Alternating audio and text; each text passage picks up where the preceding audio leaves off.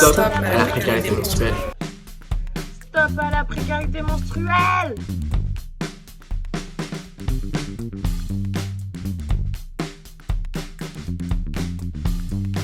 Moi, pour vous dire, je suis issue d'une famille mais super open-minded, avec une éducation vraiment à la cool où on peut parler de tout.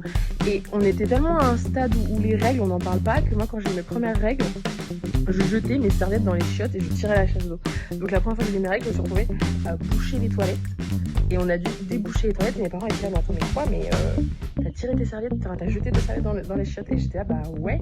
Mais c'est tellement un sujet dont on ne parle pas que, en fait, on en vient à avoir des réactions complètement disproportionnées, complètement absurdes et complètement contradictoires. Donc,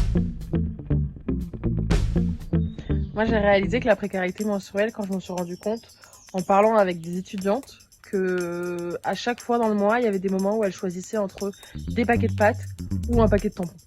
Et là, je me suis dit, il y a un truc qui cloche, c'est vraiment pas normal. Et c'est ouf parce que tant que ça fait pas partie de ta réalité, c'est quelque chose que tu ne comprends pas et que tu n'envisages même pas. Alors que c'est pas quelque chose qui n'arrive que dans les pays du tiers-monde, que dans les pays en voie de développement. C'est quelque chose qui arrive aussi dans les pays qui sont développés. Et en fait, si on se renseigne bien, même avec des personnes de notre entourage, donc c'est assez ouf.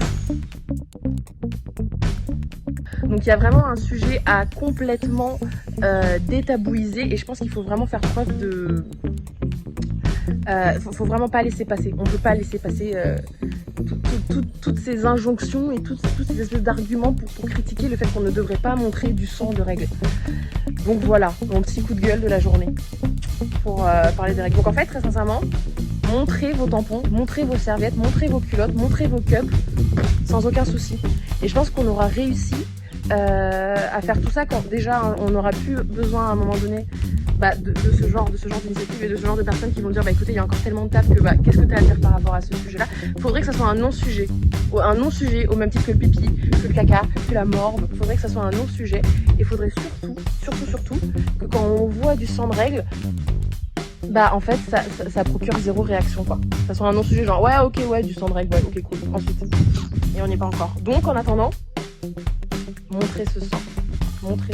Ensemble, on peut changer les règles.